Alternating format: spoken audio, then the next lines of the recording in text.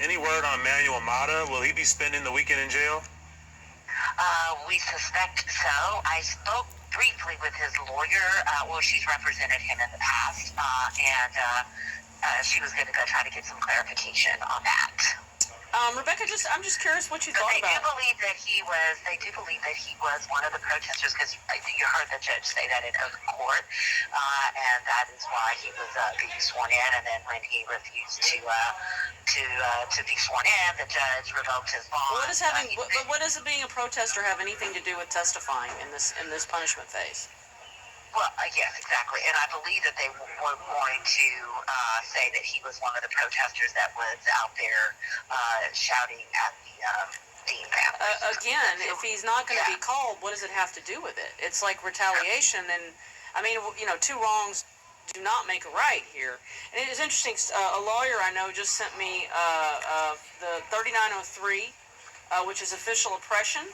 And it says a public servant acting under color of his office or employment commits an offense if he, 1, intentionally subjects another to mistreatment or to arrest, detention, search, seizure, dispossession, assessment, or lien that he knows is unlawful, intentionally denies or impedes another in the exercise of any right and exercise or enjoyment of any right, privilege, power, or immunity, knowing his conduct is unlawful. So I mean, I don't know. It's a real question, because I've got several attorneys, texting me saying, "Hey, I'm gonna let y'all hash that out. I've got to run." I know you got to do TV work. Okay, All right, thanks, bye. There's another law. That's a great point. Yeah, I mean, if I had to bet money on the Tarrant County DA bringing this judge up on official oppression charges, I probably wouldn't make that bet. But they definitely could. Well, the point that this particular attorney's making is that, and this is an attorney I know who a very long-time attorney who has represented a lot of police officers in the past.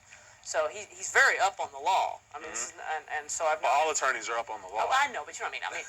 But he's handled a lot of stuff that involves official oppression and things of that nature, and he says that he's pointing out that the judge revoked the bonds, and so again, I'm not making a judgment one way or the other here on this, because that's not my job, but I do find what we saw in that courtroom troubling.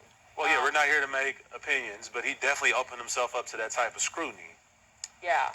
And I think it's justified. I'm going to give my opinion there. I'm not saying it should go out one way or the other, but he does need to be reviewed. His actions need to be examined.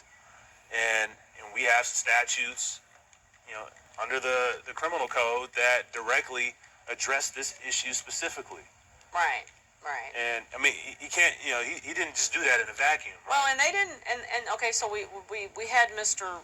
Was it Lazon sworn in this morning? Did they call Mr. Lazon? Did I miss something? Did they call him? No, they did not call him, because they never intended to call him. They didn't even know who he was. I have a problem with just willy-nilly swearing people in so you can kick them out of court. Yeah. I mean, I'm sorry, that is an abuse of the system. But maybe the judge's position is to make sure that isn't the case. He could have stepped in when he saw that charade taking place, but he chose not to. Yeah. In my mind, there was some discussion.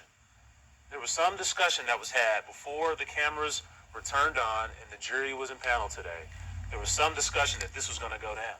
Yeah. Because he already knew Mr. Mata was out on bond. Yeah. He revoked it. He summarily revoked it without any type of back and forth. Yeah. He didn't give him the chance to leave the courtroom. Right. I mean, to me, I hate to make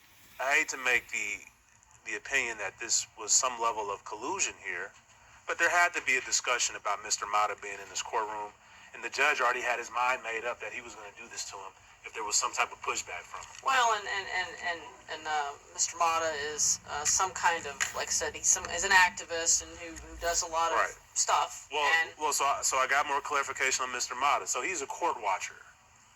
Communities around the country have people in court watching cases to make sure things like this don't happen. Right.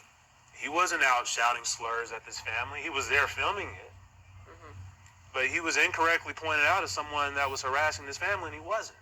Right.